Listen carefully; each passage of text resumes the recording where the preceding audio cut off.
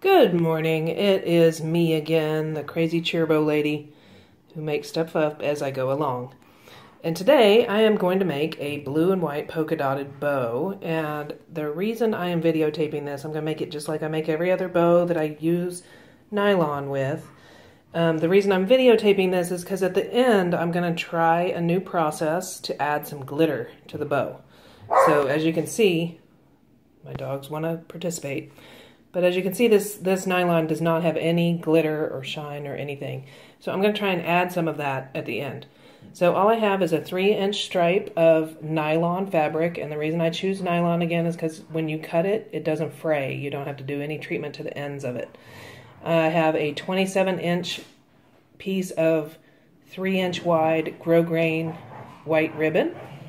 And I have two 3-inch wide pieces of heat and bond that are 15 inches long because that's how the roll comes. So I cut two of those.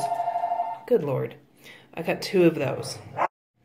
All right, so here is the second part of this bow. I have ironed on the nylon to the ribbon, and I made a little stencil out of just some cardstock, translucent cardstock that I had that has big circles on it.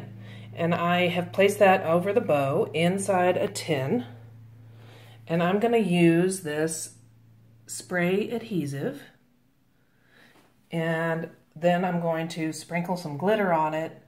And hopefully, if I do it right, I should end up with glitter on the bow in those circles where I want it. And we're going to see if that works. Anyway, I have taped a paper towel over the rest of the bow, and I have a little splatter area here because I don't know how far the spray adhesive is going to go.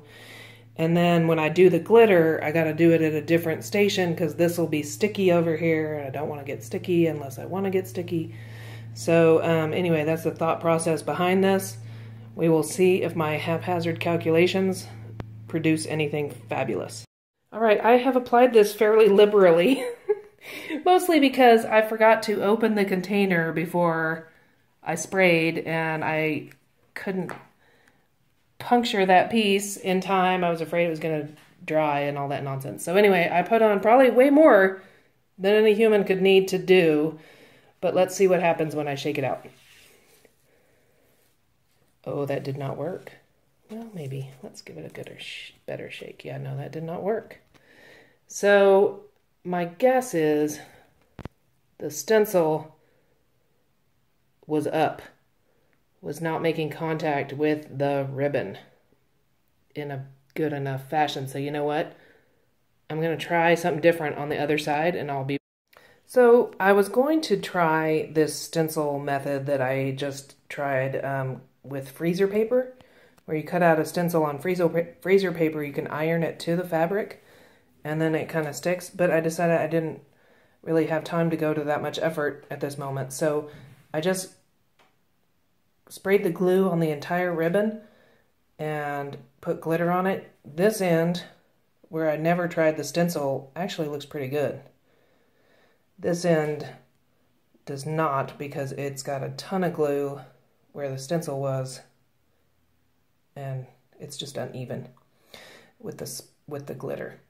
But I'm going to fold it into a bow and see if you can even tell once it's folded, and we'll see what happens.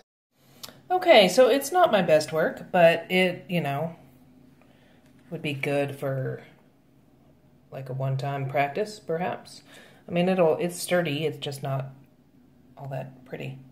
And the glitter is still kind of coming off. I've been trying to brush it, you know, off the excess, but I think it's going to be shedding glitter for quite a little while. So probably a failed experiment, but fun to do all the same. Have fun.